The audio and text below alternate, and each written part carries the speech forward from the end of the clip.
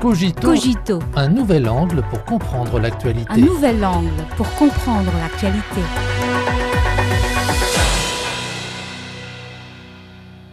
Bienvenue à Cogito. Les relations sino-européennes connaissent une dynamique notable depuis quelques mois, marquée par une succession de visites de haut niveau en Chine. Cette tendance, loin d'être fortuite, révèle un repositionnement stratégique de l'Europe et met en lumière l'attrait persistant et unique de la Chine dans un contexte mondial en mutation. Depuis novembre dernier, les dirigeants de l'Espagne, de la France, de l'Irlande, de la Finlande et du Royaume-Uni se sont rendus à Beijing. Cette série de visites, couvrant des pays influents du Sud, de l'Ouest et du Nord de l'Europe, illustre une volonté commune de renforcer les dialogues et la coopération avec la Chine. Plusieurs facteurs expliquent cette approche. Sur le plan économique, de nombreux pays européens font face à une croissance atone et voient dans le marché chinois, stable et prévisible, une opportunité de relance. Le lancement du 15e plan quinquennal chinois, axé sur un développement de haute qualité et une ouverture accrue, envoie un signal clair aux partenaires internationaux.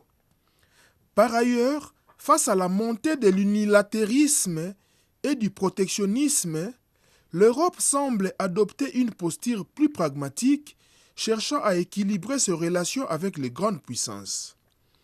Les agendas des dirigeants européens en visite en Chine révèlent un intérêt commun pour le renforcement de la coopération pragmatique. Lors de leur visite en Chine, le Premier ministre finlandais Petteri Orpo et le Premier ministre britannique Keir Starmer étaient tous deux accompagnés de dizaines de représentants d'entreprises.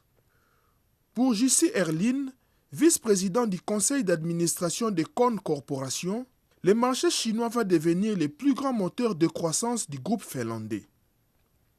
Au cours de la visite du Premier ministre Orpo, la Chine et la Finlande ont signé plusieurs accords commerciaux couvrant le secteur des machines minières, des soins de santé, de la fabrication du papier et de la construction verte. La visite du Premier ministre britannique a aussi abouti à des résultats substantiels en matière de coopération, avec notamment la signature de nombreux documents de coopération sino-britannique dans les domaines tels que le commerce, l'agriculture, les médias, l'éducation et la régulation du marché.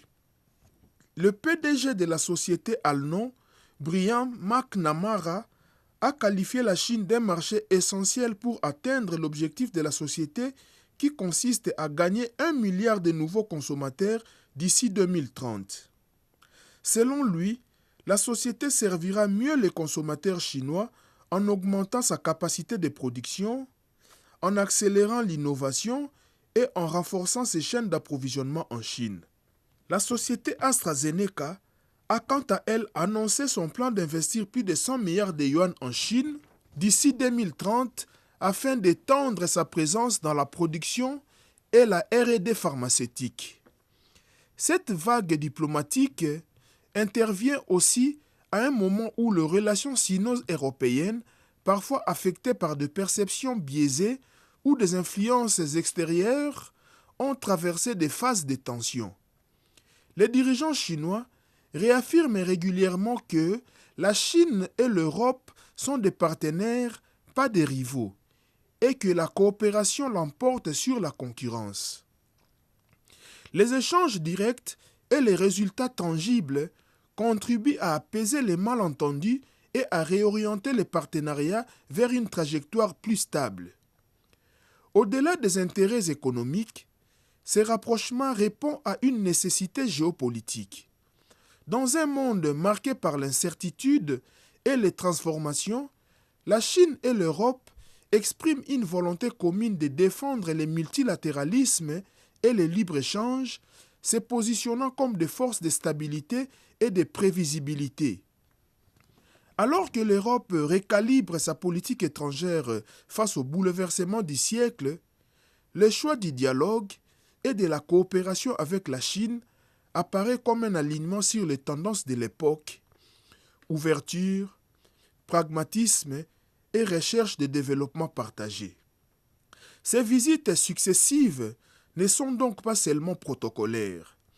Elles esquissent le contour d'un rééquilibrage stratégique dont les effets pourraient façonner durablement l'ordre international.